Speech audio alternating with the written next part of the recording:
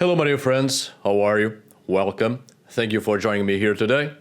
I'm Mari Theriger, and today I would like to talk about a recent study concerning the use of drugs in battle by ancient Germanic peoples, Germanic populations. And let me go straight to the point, as much as possible, as usual. Well then, a new study has been published on the use of psychotropic plants among ancient Germans. I will briefly summarize this study and I will put it on the screen so you can see it. You can Google it and read the paper and take your own conclusions, and please do that. I believe there's free access to this study. At least this one I didn't have to buy, and with a quick search I was able to read the whole thing. And I think this is very useful information to add to the already existing studies on the subject, including some studies and research I have done in the past and submitted at YouTube on video format, which we shall talk about further ahead.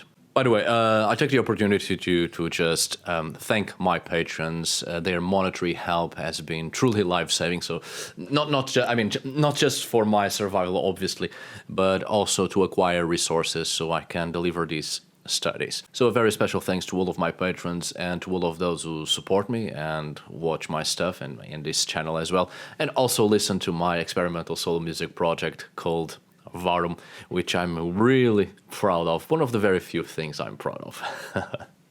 So, here we go. A recent study published in the German journal Praehistorische Zeitschrift states that the ancient Germanic peoples used stimulants in battles against the Romans, produced by plants and fungi. A team of Polish researchers studied 241 artifacts found in burials in Scandinavia, Germany, and Poland. They consist of small metallic utensils that were tied to the warriors' belts along with their weapons. I'll show you here on the screen the images of such objects, utensils. They are quite small, spoon-shaped, and in the paper there's a figure even, which I have used for the thumbnail of this video, as you can see, which is a Germanic warrior taking stimulants, sniffing them with the use of this utensil, as imagined, of course, by Stanislav Kontny, which gives us an interesting perception of the size and possible use of these utensils. So we are talking about archaeological artifacts whose function seems to have been to aid in the consumption of controlled stimulants. So the shape of the objects indicates that the substances were used in powder form or dissolved in alcohol, possibly. And their measurements had to be precise to obtain the desired effects and not to cause excessive intoxication.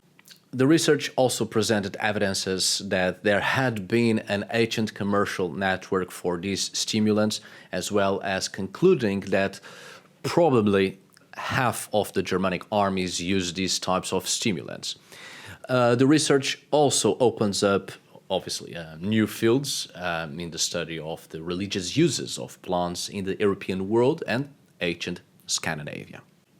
Well, it is important to take notice that the researchers did not find direct traces of plants in the grave objects, but they listed a detailed list of probable plants known in Northern Europe, including Scandinavia: opium poppy, hemp, cannabis, hops, humulus, stramonium, henbane, belladonna, Atropa belladonna, right? And fungi, including ergot and Amanita muscaria. I remind you that some of these substances had already been mistakenly associated with the berserkers and Vikings since 18th century studies, such as the Amanita muscaria mushroom. There is no solid evidence of the use of this substance in warlike situations in ancient Scandinavia. As I've pointed out on a previous video, precisely the use of mushrooms, particularly of Amanita muscaria, by berserkers, contemporary military experiments demonstrated that its use has several side effects unsuitable for warriors, such as severe diarrhea, which you can imagine. How would that go? It would possibly be an important substance in religious rituals, maybe, perhaps, but not on the battlefield at all. Besides, as I've pointed out on that previous video, the use of this substance by berserker was an assumption which quickly gained its roots in academia and has been long perpetuated without any further studies to confirm this claim, until, of course, quite recently, which proves to be an erroneous hypothesis. Now, concerning henbane and belladonna, both have their own problems, of course, especially taking into account how poisonous they are.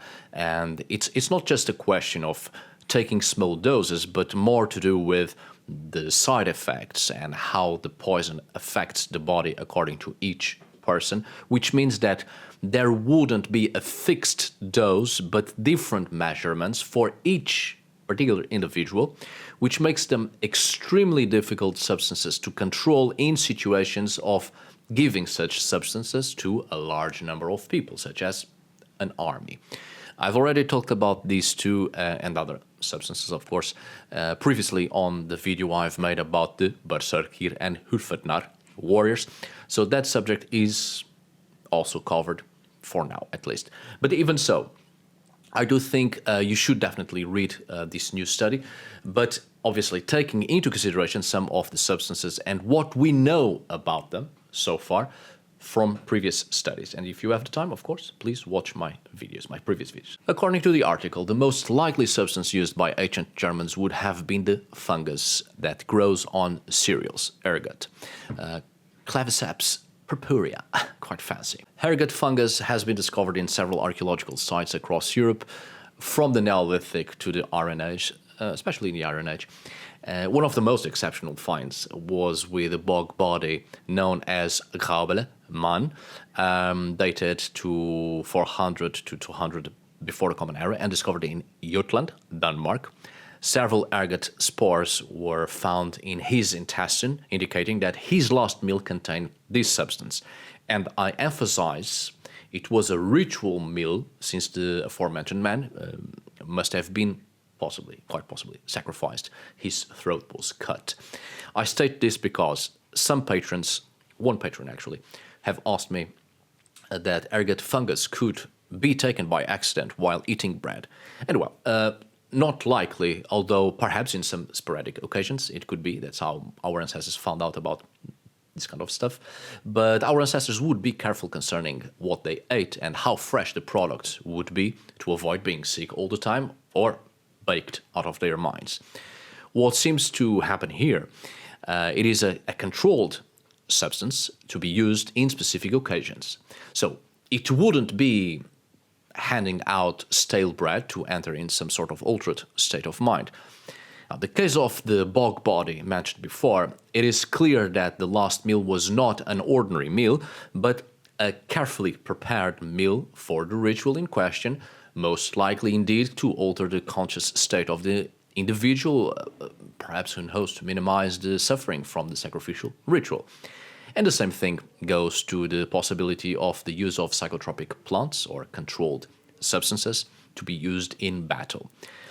These utensils are quite curious and indeed seem to have been made to consume a small substance, controlled substance, and not an ordinary spoon-like object to eat mama's soup. The real effects of these substances and how they may have been used remains to be found out, obviously.